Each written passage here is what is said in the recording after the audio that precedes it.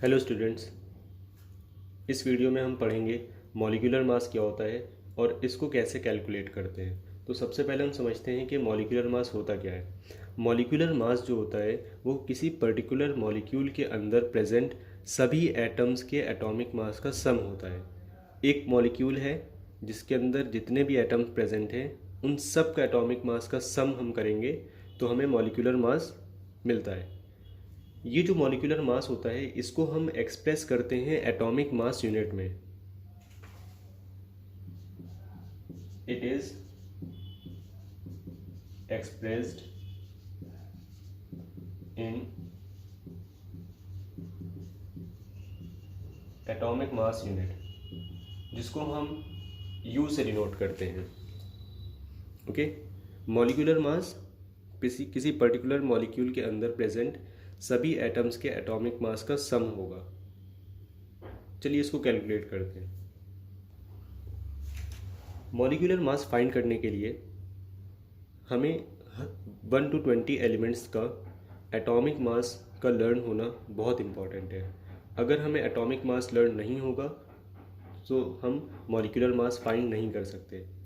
चलिए let's start and हम लोग फाइंड करते हैं कुछ कंपाउंड्स के मॉलिक्यूलर मास। सबसे पहले हम एग्जाम्पल लेते हैं वाटर मॉलिक्यूल का।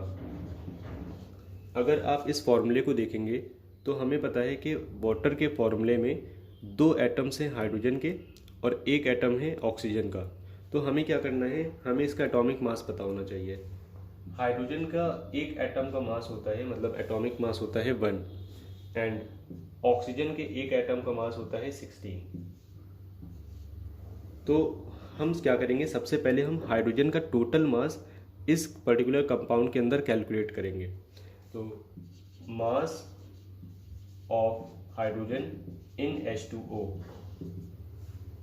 यहाँ पे 2 हाइड्रोजन के एटम हैं तो हाइड्रोजन का मास H2O में क्या हो गया, 2 times 1 equal to 2 unit. Similarly हम ऑक्सीजन का मास कैलकुलेट करेंगे। मास ऑफ ऑक्सीजन इन H2O, अब यहाँ पे 1 एटम है H2O में ऑक्सीजन का, तो यहाँ पे लिखेंगे 1 times 16 इक्वल टू 16। अब हमने दोनों ही एटम का मास कैलकुलेट कर लिया है H2O के मॉलिक्यूल में।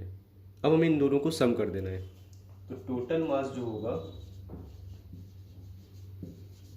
H2O का वो होगा 16 + 2 मीन्स 18 यूनिट। तो इस तरह से हम किसी भी कंपाउंड का मॉलिक्यूलर मास फाइंड कर सकते हैं। एक और एग्जांपल देखते हैं। अगर हम कार्बन डाइऑक्साइड का मॉलिक्यूलर मास फाइंड करें, CO2 का मॉलिक्यूलर मास फाइंड करें, तो इसका कार्बन को जो एटॉमिक मास होता है वो होता है 12 एंड ऑक्सीजन का मास होता है 16। ओके, सबसे पहले हमें कार्बन का मास फाइंड करना होगा, उसके बाद ऑक्सीजन का मास फाइंड करना होगा CO2 के अंदर। देन हम दोनों ही एटम्स के मास को ऐड कर देंगे और हमारा मॉलिक्यूलर मास कैलकुलेट हो जाएगा। यहाँ पे हमें लिखना होगा mass of carbon in CO2, because यहाँ पे 1 एटम है कार्बन का, तो कार्बन का मास CO2 में कितना हो गया, 1 times 12 equal to 12 unit. Oxygen का मास फाइंड करते हैं। Mass of oxygen in CO2, 2 atoms हैं ऑक्सीजन के, तो इसका मास हो जाएगा 2 times 16 32 यूनिट। दोनों ही मास को हम ऐड कर देंगे। Total mass of CO2 calculate हो जाएगा 12 + 32 इक्वल टू 44 यूनिट। तो ये हमारा कार्बन डाइऑक्साइड का मॉलिक्यूलर मास फाइंड हो गया। एक और एग्जांपल देखते हैं।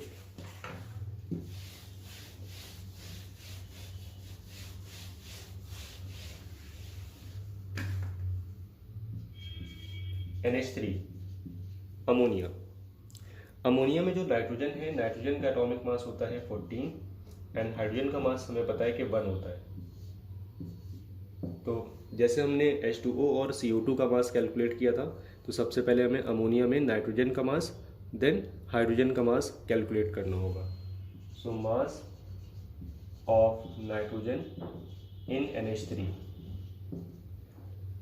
नाइट्रोजन का एक एटम है अमोनिया के मॉलिक्यूल में, तो हम यहाँ पे लिखेंगे 1 times 14 equal to 14 unit, and mass of hydrogen in NH3 equal to, यहाँ पे 3 एटम्स है हाइड्रोजन के, तो हम यहाँ पे लिखेंगे 3 times 1 equal to 3 unit.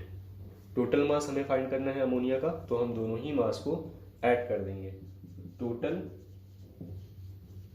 Mass of NH3 will be 14 plus 3 unit equal to 17 unit.